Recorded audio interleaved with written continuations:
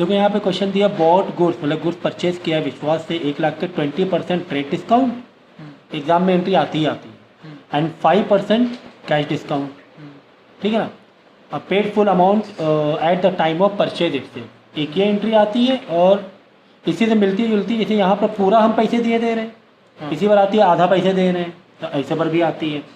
तो सुनो, अभी हम फिलहाल पूरा पेमेंट किए थे, तो हमें 20% क्या मिल रहा है, ट्रेड डिस्काउंट मिल रहा है। मतलब परचेज की एंट्री हमें पता है, हमने रट्टी मारी हुई है। क्या रट्टी मारी हुई है, परचेज अकाउंट टू, क्योंकि कैश में किया है तो टू कैश तो कर ही कर देंगे, टू कैश। अभी क्या फिल करना बताएंगे, अभी फिलहाल तो ये कितना मैं ऐसे बता रहा हूँ, to cash account, purchase to cash. अगर डिस्काउंट है तो बीच में डिस्काउंट का इन्वॉल्वमेंट हो जाएगा।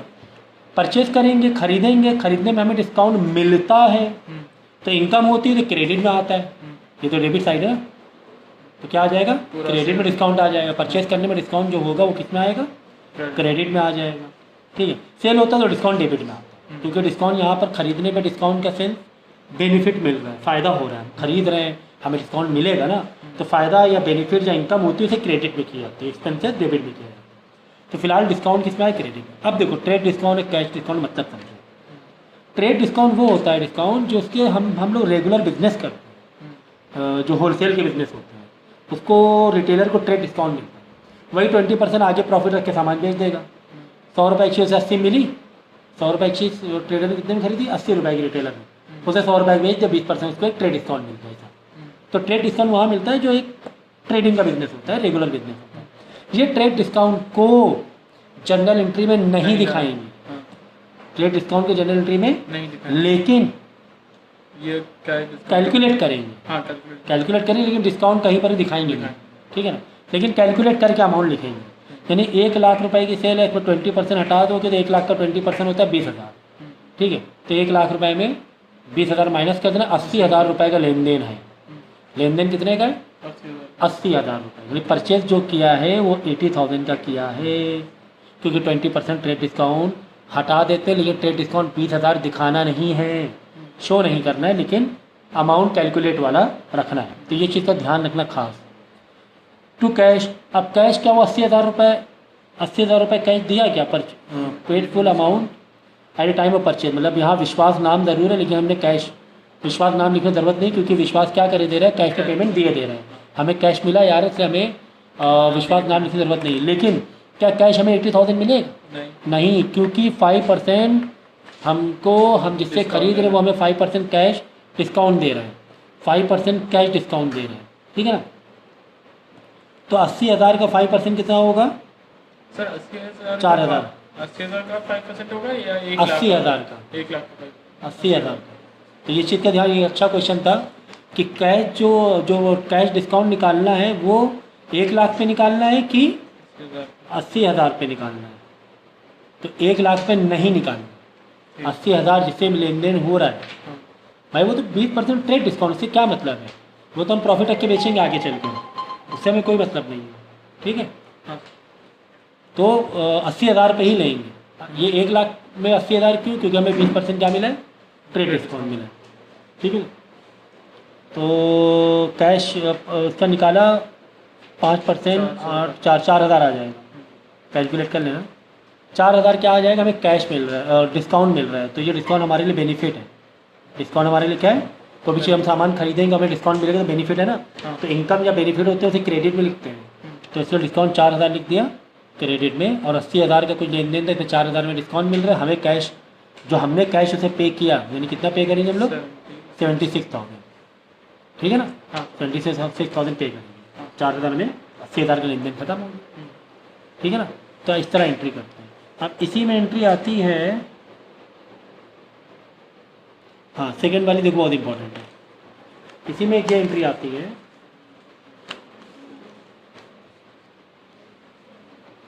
Bot goods from Trisha for ₹2 lakhs at 5% cash discount, ठीक है ना।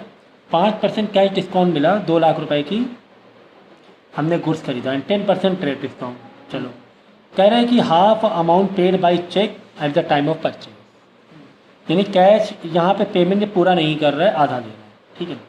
चलो तो सबसे पहला हमारा काम क्या होता है, ट्रेड डिस्काउंट माइनस करना। 2 लाख पर अगर 10% निकालें वो हटा ही दो, शो नहीं करना है 10% को, लेकिन 10% हटा देना है। तो 2 लाख का 10% सीधा सीधा 20,000 हो जाएगा। तो 2 लाख में 20,000 माइनस कर देना, 1,80,000 रुपये की डीलिंग हुई। तो परचेज हमने किया, तो परचेज किया, तो परचेज तो डेबिट में लिखेंगे, ये बार बार बताने की ज़रूरत नहीं होनी चाहिए।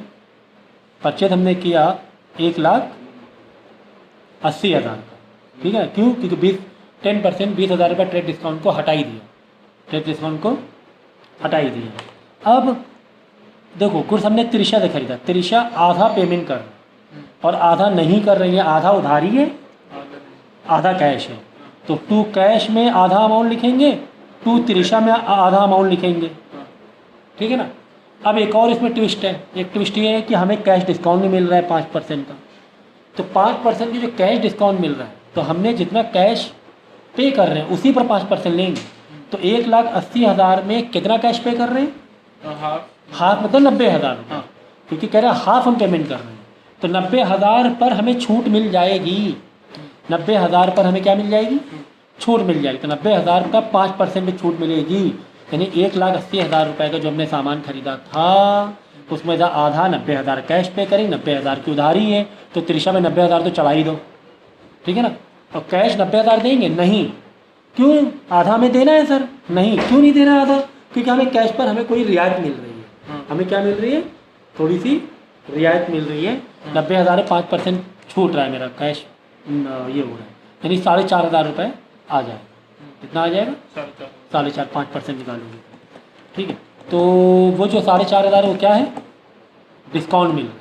यहाँ पे डिस्काउंट हमारा फ़ायदा है कि नुकसान है? फ़ायदा है। तो 2 डिस्काउंट क्रेडिट में लिख देंगे, 4,500, ठीक है। अब यानी कैश कितना पे किया? 90,000 देना था, नहीं सर 90,000 नहीं देना था, 90,000 में 4,500 कम देना था, 90,000 में 4,500 कम देना था, 85,500 देंगे। क्यों? तो बेनिफिट है ना हमारा, कैश हम कम दे रहे हैं तो फ़ायदा है। ये फ़ायदा नहीं दिखाओगे 90,000 लिख दोगे, फ़ायदा ही क्या डिस्काउंट मार के। तो अब इसको तुम टोटल मारोगे, ये भी 1,80,000 हो जाएगा, ये भी 1,80,000। सर परचेज तो 2 लाख की थी भाई, ट्रेड डिस्काउंट था ना 10%, उसको तो पिक्चर से गायब ही कर दो, पिक्चर से ही गायब कर दो, अंदर ही अंदर सुलटा दो 10%, 20,000 को हटा दो, हटा के कहीं पर शो ना। तो ऐसी एंट्रीज होती हैं। ठीक इसी तरह सोल्ड की एंट्री रहेंगी, इसी का उल्टा मार देना सोल्ड पर, है ना। ट्रेड डिस्काउंट, कैश डिस्काउंट, वहाँ पर डिस्काउंट हमारा डेबिट में आ जाएगा, क्योंकि सेल करेंगे और डिस्काउंट देंगे तो हमारा लॉस होगा। तो उसी का उल्टा एंट्री बिल्कुल कर देना, ठीक है ना। सेल पर मतलब कैश क्रेडिट में डेबिट में आ जाएगा, पार्टी का नाम डेबिट में आ जाएगा, डिस्काउंट डेबिट में, टू परचेज करके क्रेडिट, टू सेल करके क्रेडिट में आ जाएगा, टू सेल क्रेडिट में आ जाएगा, ठीक है। तो ठीक इसी तरीके से करना है इसको।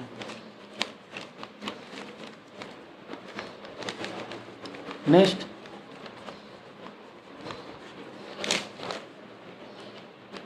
तो सोल्ड सेल वाली वैसे ही कर लेना, ठीक है। वैसे यहाँ पे दिया हुआ है वो, अब तुम एग्जांपल देख लोगे तो समझ में भी आ जाएगा आपको, ठीक है ना। ठीक है, तो ऐसे देखो यहाँ कुछ एंट्रीज हैं वो थोड़ी ऑड लगती हैं, रेगुलर टाइप की लगती हैं, जैसे कि ओपन बैंक अकाउंट विद देना बैंक, ₹5,000, ठीक है। बैंक अकाउंट में बैंक अकाउंट ओपन किया तो हमारा जो कैश है वो कहाँ चला गया? बैंक में चला गया। तो कैश में से पैसा कैश काउंटर में से पैसा गया, बैंक में पैसा आ गया। तो पैसा आता है वो डेबिट करते हैं, पैसा आया कहाँ? बैंक ऐसी बंद कर दी, पैसा आया कहाँ? बैंक में, और गया कहाँ से? कैश काउंटर, जो कैश लिखते हैं हम, जो कैश काउंटर होता है, ठीक है, लो बैंक में आ गया, पैसा नहीं पर भाई जो चीज़ कोई भी एसेट आएगा उसे डेबिट में लिखते हैं, और जो एसेट जाएगा उसे क्रेडिट में, बस bank account to cash account.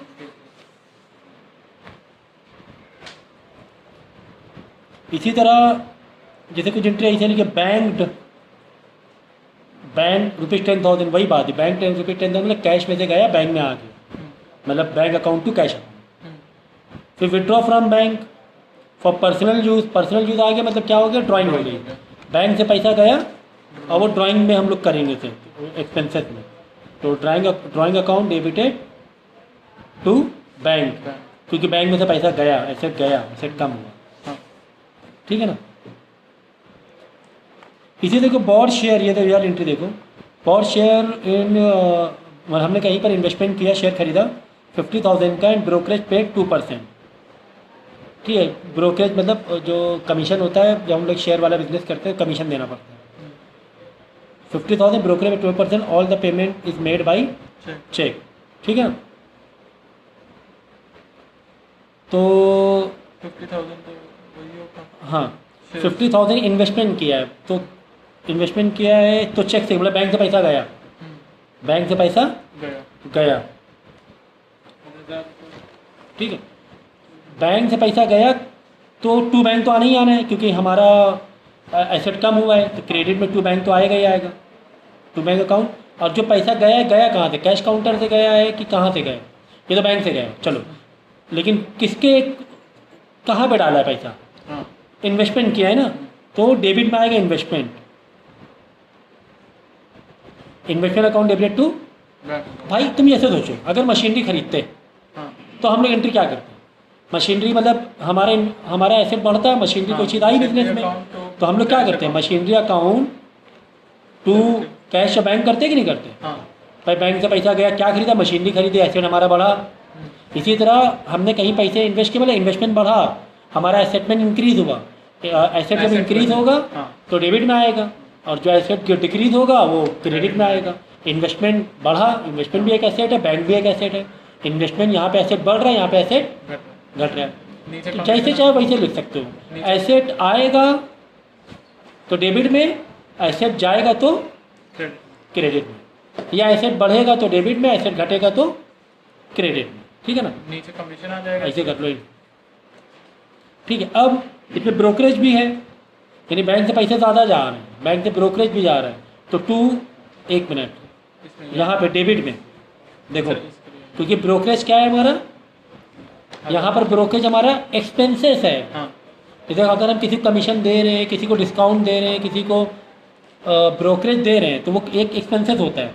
तो हमने एंट्री क्या की थी? Investment account debited to bank किया था, हाँ सर। लेकिन बैंक से पैसे ज़्यादा आ गए, 50,000 प्लस 1,000। प्लस 2% और, तो 50,000 का 2% निकालो 1,000 रुपये आएगा, हाँ तो 51,000 बैंक में गए। लेकिन इन्वेस्टमेंट हमने कितना किया? 50,000 का, तो 1,000 रुपये गया कहाँ? 1,000 रुपये बीच में Commission। कमीशन एजेंट ले गया, तो हमारा वो एक्सपेंसेस है। तो यहाँ पर आ जाएगा ब्रोकरेज। ब्रोकरेज, ब्रोकरेज की स्पेलिंग गलत दिखती है हमने, ब्रोक BROKE, ब्रोकरेज, ठीक है ना? कितने रुपए का? 1,000 रुपये का, समझ गया ना? तो इस तरह एडजस्टमेंट करना सीखो भाई। मेन एंट्री कर रही है इन्वेस्टमेंट टू बैंक, देख लो बीच में कुछ और तो नहीं है, बैंक से पैसा ज़्यादा जा रहा है, ब्रोकरेज भी जा रहा है, इन्वेस्टमेंट भी जा रहा है, 51 जा रहा है। इन्वेस्टमेंट क्या रहा है भाई, मेरे पास 50,000 ही है, 1,000 कहाँ दे दिया तुमने? ब्रोकरेज में दे दिया, ठीक है ना भाई? हमने आपसे क्या बताया था? एंट्री डेबिट क्रेडिट कैसे करोगे? एसेट बढ़ेगा या फिर एक्सपेंसेस, ये सब किसका? डेबिट में है। या फिर लायबिलिटी के पॉइंट ऑफ व्यू से लायबिलिटी घटेगी, तो ये सब किस में आती है? डेबिट में आता है। एंट्री किस में आती है? डेबिट में। एसेट बढ़ रहा है, लायबिलिटी घट रही है, या एक्सपेंसेस है, कोई खर्चा है, सैलरी दिया, डिस्काउंट पे किया, कमीशन पे किया, सब डेबिट में आए। इसी तरह एसेट घट रहा है, कोई चीज़ कंपनी से जा रही है, फर्नीचर जा रहा है, कैश जा रहा है, घट रहा है मतलब कम हो रहा है। या फिर लायबिलिटी बढ़ रही है, लायबिलिटी बढ़ रही है, लायबिलिटी बढ़ने वाला, जैसे हमने किसी से लोन ले लिया, किसी हमने परचेज किया उधार, तो लायबिलिटी बढ़ेगी क्रेडिटर्स की, लायबिलिटी बढ़ रही है। और एनी इनकम, अगर कोई भी इनकम है तो वो किस में आएगी? इनकम मतलब कमीशन मिला, डिस्काउंट मिला, ठीक है ना? तो ये चीज़ दिमाग में रखो, दिलो दिमाग में रख लो, ये इसको बुक के पीछे यहाँ पे छाप लो, पीछे ही कवर पेज में, ठीक है? कुछ देखो एंट्रीज हैं जो रेगुलर एंट्रीज हैं, और आगे जैसे परचेज पोस्टेज ₹100, हमने पोस्टेज खरीदा, कुछ भी एक स्टैम्प खरीदा है कुछ इस तरीके से, तो कुल मिला के पार्टी का नाम तो है, यानी कैश पे पैसा दिया होगा, कैश तो क्रेडिट में आ जाएगा, पोस्टेज एक एक्सपेंसेस होता है, पोस्टेज क्या आ जाएगा? डेबिट में। तो postage account to cash account, postage हमारा एक्सपेंसेस है, तो मैंने अभी तो कहा ना, एक्सपेंसेस कहाँ पर आता है? डेबिट में आता है।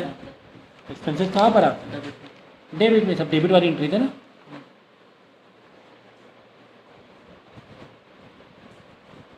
ठीक है ना। तो पोस्टेज टू और कैश गया तो कैश क्रेडिट में आ जाएगा। इलेक्ट्रिसिटी बिल भी वही है, electricity bill miscellaneous expenses account debited to cash account, दोनों टोटल जोड़ के कैश में लिख देना। Salaries unpaid rupees 15,000 and rent due landlord 3,000। देखो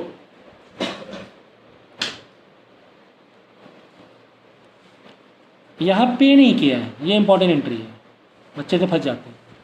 सैलरी कह रहा है अभी पे करना बाकी रह गई, अनपेड से और रेंट भी पे करना, देखो ड्यू मतलब पे करना बाकी रह गया, रेंट भी पे करना बाकी रह गया। भाई सोचो ज़रा से, अगर हम लोग रेंट पे करते तो एंट्री क्या करते? सैलरी या रेंट पे करते एंट्री क्या करते? अगर सैलरी पे कर रहे तो salary account debited to cash करते, ये बैंक हाँ, या टू कैश या टू बैंक करते। लेकिन क्या कैश पे किया? नहीं, नहीं। तो अब इसको एंट्री कैसे करें? ये तो अनपेड पेएबल है, तो कैश वर्ड हटा के लिख देंगे सैलरी आउटस्टैंडिंग अकाउंट। क्या लिख देंगे? Salary outstanding account. बस कैश वर्ड नहीं यूज़ करेंगे, कैश वर्ड नहीं यूज़ करेंगे, कैश वर्ड नहीं यूज़ करेंगे। इसी तरीके से अगर रेंट पे करते हैं कैश में तो rent account debited to cash लिखते हैं, तो यहाँ पे कैश नहीं लिखेंगे, रेंट आउटस्टैंडिंग रेंट आउटस्टैंडिंग एक नया अकाउंट बना देंगे, रेंट आउटस्टैंडिंग अकाउंट बना देंगे क्रेडिट में। और अगर फिर हम आगे चल के रेंट को पे कर रहे हैं तो रेंट आउटस्टैंडिंग तो रेंट आउटस्टैंडिंग वाला फिर लिखेंगे, फिर ये रेंट नहीं लिखेंगे। हाँ, अब ये वाला है हमारा जो हमने नया अकाउंट खोला है ना, इसको ये जिम्मेदार है। तो जब हम आगे चल के पे कर रहे हैं तो हम लिखेंगे rent outstanding account to cash to cash account. अगर आगे चल के पे कर रहे हैं तो टू कैश अकाउंट। ठीक है, तो ये है एंट्री को इस तरीके से हैंडल किया जाता है। जैसे प्रोवाइड इंटरेस्ट ऑन कैपिटल, हमने बिजनेस में जो लोग पैसा लगाए रहते हैं तो कंपनी क्या करती है, उनको उस कैपिटल पर इंटरेस्ट देती है। कुल मिला के यहाँ पर जो इंटरेस्ट है वो एक कंपनी के पॉइंट ऑफ व्यू से एक्सपेंसेस है, तो जो एक्सपेंसेस होते हैं उसे डेबिट में लिखते हैं। तो इंटरेस्ट अकाउंट डेबिटेड। अब देखो यहाँ पर कैश वर्ड नहीं, ये थोड़ा एंट्री बहुत ध्यान से, हाँ? कैश वर्ड नहीं दिया हुआ है। सर कैश वर्ड नहीं दिया, उधार है क्या? भाई उधार कैसे? प्रोवाइड इंटरेस्ट तो दे दिया ना हमने ऑन कैपिटल, प्रोवाइड इंटरेस्ट। ये कोई भाई ये तो बिजनेस का इंटरनल मैटर है ना, कैपिटल बिजनेस में कौन लगाता है? बिजनेस को ओनर। हाँ। ठीक है, अब यहाँ पर कैश में तो नहीं हम दे रहे पैसा, कि कैश दे रहे हो तो लिख दे interest account debited to cash account. Cash word कहीं लिखा है? नहीं लिखा है। नहीं, ठीक है ना। तो इंटरेस्ट ऑन कैपिटल की एंट्री में क्या करते हैं कि अगर हम वो इंटरेस्ट कैश में नहीं दे रहा, अक्सर कैश में नहीं दिया जाता है, जो कंपनी में जो लोग कैपिटल लगाए रहते हैं ना उसका कैपिटल को बढ़ा देते हैं। भाई तुम्हारा 1 लाख लगाए, हाँ लगाए, अब इंटरेस्ट 10,000 और हो गया, ठीक है अब 1,10,000 लेगा। यानी पहले कैपिटल कितना लगा था उसका, कंपनी के ऊपर 1 लाख लगा था। हाँ, अब 1 साल बाद उसका इंटरेस्ट भी चढ़ गया। इंटरेस्ट कितना चढ़ गया? 10,000। अब कंपनी बोली कि भाई तुम्हारा कैपिटल कितना हो गया कंपनी में? 1 लाख है। हाँ, तो यहाँ पे लिख देंगे interest account to capital account, interest on capital लिख देना, interest capital account debited to capital account. मतलब पैसा तो नहीं गया हमारे पॉकेट से, कैश काउंटर से पैसा भी हमने दिया नहीं है, लेकिन हमने क्या कर दिया, कैपिटल अकाउंट को बढ़ा दिया। जो कैपिटल अकाउंट हमेशा कंपनी की लाइबिलिटी होती, याद रखना, क्योंकि कैपिटल को वापस करना होता है कंपनी को, ओनर को। तो अब ये पैसा ज़्यादा। तो ये जो 2 एंट्री हैं, एक मार्च 6 एक मार्च 10 की, ठीक है। मार्च 6 की एंट्री देखो क्या लिखा हुआ है, purchase goods rupees 1 lakh on credit from Raghunath brother and paid 1200 for carriage on this goods. मतलब गुड्स लाने में जो भी ट्रांसपोर्ट का खर्चा हुआ उसे बोलते कैरेज, ठीक है। तो गुड्स अपने आप में एक टेक्निकल वर्ड है। गुड्स का मतलब वो चीज़ें होती हैं जो हम लोगों को प्रोसेस करके बेचना हो, ठीक है। हमारे पास 2 चीज़ें होती हैं एसेट्स के रूप में, एक होता है गुड्स और ये भी एक एसेट्स है, और लेकिन ये जो एसेट्स है ये हम लोग क्या करते हैं, परचेज एंड सेल करते हैं। क्या करते हैं? मतलब ख़रीदा, प्रोसेस किया, उसको फिनिश किया और क्या कर दिया, सेल कर दिया। मतलब अपने पास रखने के लिए नहीं होता है। एक होता है हमारा एसेट्स जो कि प्रोडक्शन के लिए काम आता है, जैसे मशीनरी, फर्नीचर। हम मशीनरी खरीदी गुड्स बनाने के लिए, प्रोडक्ट बनाने के लिए, फर्नीचर खरीदा, कंप्यूटर खरीदा, ये कंपनी के क्या है, एसेट है। ये एसेट्स है कंपनी। मतलब ये ऐसे एसेट्स जो फिक्स एसेट्स हैं, तो ये ऐसे एसेट्स हैं जिसको हम लोग बेच नहीं रहे, मतलब ये ट्रेडिंग वाले नहीं, ये गुड्स नहीं, ठीक है। तो जिसका बिहेवियर अलग होता है और इसका बिहेवियर अलग होता है। जब गुड्स हम लोग खरीदते हैं तो एंट्री करते हैं परचेज टू, वर्ड क्या यूज़ करते हैं, परचेज टू, अगर कैश में अगर परचेज टू कैश, ऐसे वर्डिंग यूज़ करते हैं। अगर हमने गुड्स खरीदी या सेल की तो कैश टू सेल एंट्री करेंगे, मतलब गुड्स नाम ना देके परचेज या सेल का नाम देंगे। लेकिन अगर हमने मशीनरी खरीदी, फर्नीचर खरीदा या कंप्यूटर खरीदा, जो एसेट अगर कंपनी खरीदे, तब परचेज वर्ड नहीं होगा, क्योंकि इसे हम खरीद रहे हैं बेचने के लिए नहीं, अपने बिजनेस में इस्तेमाल के लिए। तो एंट्री क्या आती है, अगर मशीनरी खरीदी तो machinery account debited to cash account, अगर कैश में खरीदा तो। यहाँ पे देखो परचेज वर्ड नहीं है, यहाँ पे एसेट का नाम आ जाएगा। तो ये फ़र्क है ये इसके बिहेवियर में। अब देखिए तो यहाँ पर लिखा हुआ है purchase goods rupees 1 lakh on credit from Raghunath brother paid 1200 carriage. तो 1200 कैरेज मतलब जो सामान मंगाने में जो ट्रांसपोर्ट खर्चा आया, परचेज क्या 1 लाख का, तो परचेज किया है तो परचेज की एंट्री करेंगे यहाँ, परचेज अकाउंट डेबिटेड, अब उधार में टू रघुनाथ, टू रघु, 1 लाख रुपए का है, 1 लाख, 1 लाख। लेकिन यहाँ पे क्या कह रहा है 1200 हमने वो गुड्स को मंगाने 1200 रुपये मेरा खर्चा भी आया, तो वो कैरिज की एंट्री उसे बोलते हैं कैरिज इनवॉर्ड, क्योंकि परचेज किया ना इन हुई गुड्स अंदर आई है, क्या आएगा कैरिज इनवॉर्ड, क्योंकि ये हमारा एक्सपेंसेस है, एक्सपेंसेस हमेशा डेबिट में, एक्सपेंसेस हमेशा डेबिट, तो चाहे वो कैरिज इनवॉर्ड हो चाहे वो कैरिज आउटवर्ड हो, दोनों ही हमारे एक्सपेंसेस होते हैं। आउटवर्ड मतलब गुड्स को शोरूम में भेज रहे हैं, ट्रांसपोर्ट का खर्चा आया फैक्ट्री से शोरूम तक जाने के लिए, तो वहाँ बोलेंगे कैरिज आउटवर्ड। ये कैरिज इनवॉर्ड टू हमने पे किया, मतलब वो कैश में ही पे किया, वो रघु से क्या मतलब है, ये कैरिज इनवॉर्ड का रघु थोड़ा मतलब है, हम लोग कैश पे कर रहे हैं हम लोग 1200 रुपये, क्योंकि पेड वर्ड यूज़ है, मतलब कैश में पे किया, वो रघु से मतलब नहीं है इसका। ये हम लोग ने कैरिज यानी ट्रांसपोर्ट वाले को 1200 रुपये दिए, ये 1200 रुपये आई बस में। इसी तरह का सेल है तो सेल की एंट्री अलग दिखानी है, और कैरिज आउटवर्ड हो रहा है उसमें, क्योंकि सेल करने में ट्रांसपोर्टेशन पैसा मेरा खर्चा हो रहा है, लेकिन कैरिज आउटवर्ड डेबिट में ही रहेगा। कैरिज इन्वॉल्व हो या आउटवर्ड हो, दोनों एक्सपेंसेस हैं, दोनों क्या है एक्सपेंसेस हैं, दो बनते हैं। लेकिन यहाँ पे देखो very important next entry, purchase machinery 10,000 and spend 100 रुपये इट्स कैरेज। अगर इस तरीके से एंट्री आ जाए कि मशीनरी कोई एसेट हमने खरीदा, खरीदने बेचने वाली गुड्स नहीं, कोई एसेट खरीदा, मशीनरी फर्नीचर, उसको फर्नीचर फिट कराने, मशीन फिट कराने में इंस्टॉलेशन चार्ज या कैरेज चार्ज जो भी आ जाएगा, ये दोनों इसमें ऐड हो जाएगा। याद रखना एसेट में उसके जो खर्चे होते हैं एसेट मंगाने के, एसेट के फिटिंग के, एसेट के इंस्टॉलेशन के, वो उसी एसेट में ऐड हो। तो मशीन 10,000 की और कैरेज 100 रुपये का, यानी 10,100 उसी में ऐड हो जाएगा। तो एंट्री क्या होती है मशीन खरीदने की, मशीनरी अकाउंट डेबिटेड टू, उधार खरीदा कैश खरीदा, पार्टी का नाम नहीं मतलब कैश खरीदा, टू कैश, तो 10,100, 10,000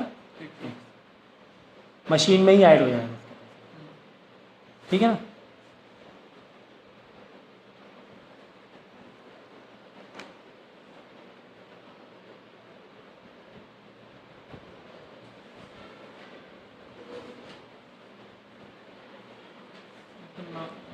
नाम लिखा है तो क्रेडिट हो गया। अब 12 देखो, received an order of goods for rupees 1,25,000। अच्छा इसमें गुड्स गई है क्या, नहीं। परचेज है। अच्छा कैश आया है क्या, नहीं या गया है कैश, कुछ आ जा रहा है क्या, नहीं। चाहे वो कैश हो चाहे गुड्स हो, नहीं, ना कैश आ रहा है जा रहा है, ना कोई सामान या एसेट आ रहा है जा रहा है। अगर ऐसा नहीं हो रहा, ना कैश का लेन देन हो रहा है ना ही सामान का लेन देन हो रहा है, तो इसमें एंट्री नहीं आएगी। इसको हमें सिर्फ ऑर्डर मिला है भाई, अच्छा ऑर्डर दी, ओके। सिर्फ ऑर्डर मिला है हमें, तो ऑर्डर की एंट्री नहीं आएगी, लिखना ही नहीं, बोलो नो एंट्री लिख दो। Payment made Raghunath brother by cheque getting 10% discount for the prompt payment. हमने पेमेंट की रघुनाथ की जल्दी कर दी, तो हमें 10% क्या मिल गया, रिबेट मिल, छूट मिल गई। ठीक है ना। तो रघुनाथ के ऊपर कितना बाकी था? 1 लाख रुपए। देखो पहले नहीं परचेज किया था हमने 1 लाख रुपए। 1 लाख रुपए हम रघुनाथ को दे देंगे, लेकिन 10% कम करके देंगे। तो जब हम रघुनाथ को चेक देंगे, चेक है ना बाई चेक, मतलब बैंक से पैसा जाएगा, तो रघुनाथ को डेबिट, रघुनाथ किस में आ जाएगा? डेबिट आर्ट, क्योंकि रघुनाथ पहले किस में था? क्रेडिट में था, परचेज किया था। अब रघुनाथ डेबिट में, तो रघुनाथ को ख़त्म कर रहे हैं पैसा दे के, पैसा देकर रघुनाथ खत्म। Raghunath account debited to bank account. लेकिन रघुनाथ का यहाँ पे कितने रुपए थे? 1 लाख रुपए थे। तो यहाँ पे रघुनाथ के 1 लाख लिखना ज़रूरी है, क्योंकि रघुनाथ के 1 लाख पे हमें कैंसिल मारना है। 1 लाख का कैंसिल मारना है। तो रघुनाथ क्रेडिट में 1 लाख था, डेबिट में 1 लाख लिख दिया, ठीक है। लेकिन बैंक से हमारे 1 लाख रुपए नहीं गए, बैंक से, क्योंकि हमें कुछ डिस्काउंट मिल गया 10% का। बैंक में हमें 1 लाख का 90,000 रुपये लिख देंगे, और डिस्काउंट मिल गया है। डिस्काउंट हमारा फ़ायदा है, हमारी इनकम है। इनकम लिखते हैं क्रेडिट में टू डिस्काउंट अकाउंट, ठीक है।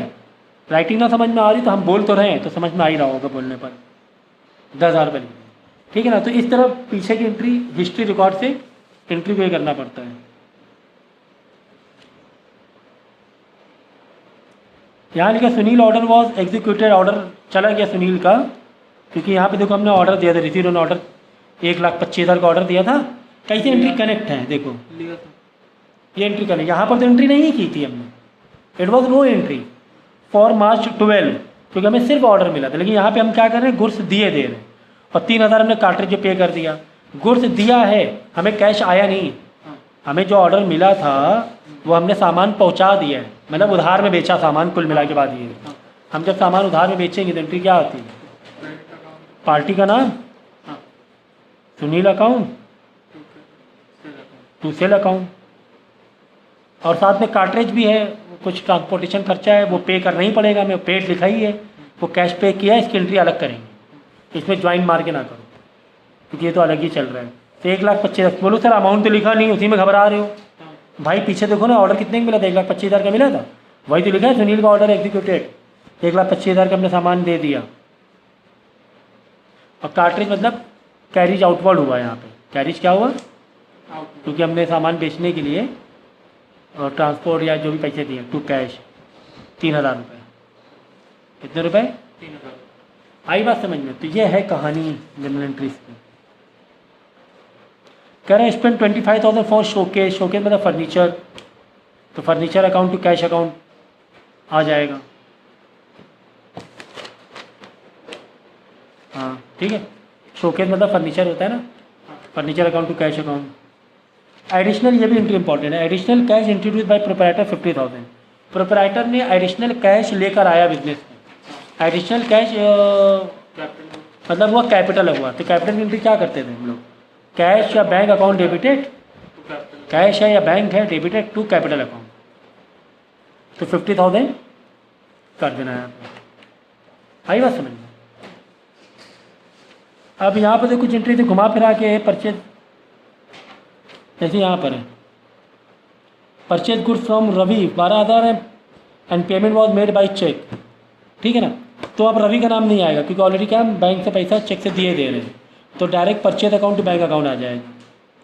यहाँ पे देखो क्या लिखा है, sold 1/5 of above goods at profit of 33.13, ये इंपॉर्टेंट है। देखो कह रहा ऊपर जो हमने 12,000 गुड्स खरीदी थी, हमने इसको बेच डाली। कितने में बेची?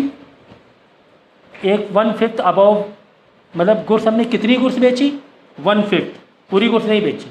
कितनी गुड्स बेची? 12,000 में 1/5 बेची, और प्रॉफिट कितना रखा? इतना रखा, 33.33%, ठीक है।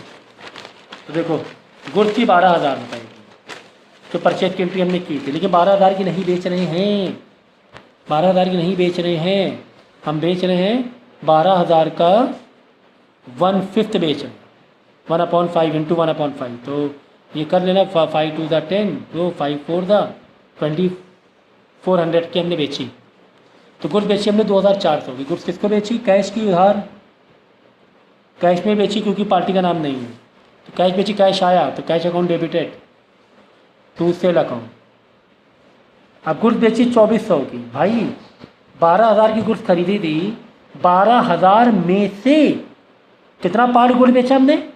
2,400 रुपये की नहीं बेची, हाँ 2,400 रुपीज़ की नहीं बेची, 2400 में जो गुड्स खरीदी थी हाँ वो बेची हमने 33 इंटू 1/3% में, यानी 33 पॉइंट इंटू 33.33 अपॉन 100। बात समझो, बात समझो। 12,000 रुपये का सामान था जो खरीदा था 12,000 का, उसका 2400 रुपये का सामान हमने बेचा, लेकिन 2400 रुपये में नहीं बेचा, 2400 रुपये में कुछ प्रॉफिट रख के बेचा। कितना? 33.33 अपॉन 100। तो इसको प्रॉफिट निकालो प्लस 2400 रुपये में कर देना, तो इसको निकालोगे आएगा 799.90 लिख दो, चल जाएगा। इतने रुपए प्रॉफिट रखा, तो इसमें प्लस 2400 रुपये प्लस कर देना। भाई ये तो प्रॉफिट है, 2400 का सामान प्लस 33% प्रॉफिट, तो 2400 2400 प्लस 7999 लगभग 800 रुपये लिख सकते हो राउंड फिगर में, चाहो तो 800 रुपये लिख दो, कोई दिक्कत नहीं, कोई भी दिक्कत नहीं। 2400 प्लस 800 कितना हुआ? 3200 का सामान बेचा, याद रखो। 2400 का सामान नहीं बेचा, 2400 रुपये जो 12,000 का सामान था, वो जो खरीदा था 12,000 का, उसमें का 2400 रुपये का सामान बेचा हमने प्रॉफिट रखकर। तो प्रॉफिट तो जोड़ोगे मेरे भाई, प्रॉफिट नहीं जोड़ोगे अपना। फिर ये भी इंपॉर्टेंट, बैंक चार्जेस। देख लो जनरल एंट्री कितने टाइप की होती है, हज़ारों टाइप की होती है जनरल एंट्री। बिजनेस जो हो रहा होता है वो सब है, बहुत इंपॉर्टेंट चैप्टर है। तो बैंक ने चार्ज किया 200 रुपये, बैंक ने चार्ज 200 रुपये किया, मतलब क्या हुआ भाई? बैंक के अपने चार्जेस होते हैं, तुम्हें अकाउंट सर्विसेज दे रही है, तुम्हें ATM दे रही है, सब दे रही है। तो बैंक क्या करती है? पैसा कट कर लेती है। तो बैंक जो पैसा कट करती, कहाँ से कट करती है? तुम्हारे बैंक अकाउंट, यानी बैंक से पैसा गया तो टू बैंक 200 रुपये लिख दो, ये बैंक से पैसा गया टू बैंक क्यों? ये बैंक लिखते हैं हम लोग, हमारा बैंक अकाउंट होता है एक्चुअली। तो बैंक से पैसा जाता है 200 रुपये लिख देते हैं, मतलब जो भी है क्रेडिट में लिखते हैं कि पैसा गया तो क्रेडिट में, पैसा आया तो डेबिट में। तो पैसा गया 200 रुपये, डेबिट में क्या लिखेंगे? डेबिट में तुम बैंक चार्जेस लिख देते हैं। हम नया नाम ले अकाउंट बनाएंगे, क्या करके नाम बनाएंगे? Bank charges account debited. तो बैंक चार्ज हमारा क्या है? लॉस है एक तरीके से, एक्सपेंसेस है। एक्सपेंसेस हमारे डेबिट में, तो एक्सपेंसेस डेबिट में, बैंक चार्जेस अकाउंट डेबिटेड। और यहाँ पे हमारा एसेट कम हुआ क्योंकि बैंक हमारा एसेट है, इसलिए एसेट क्रेडिट। तो ये टेक्निकल वे से एंट्री करनी होती है।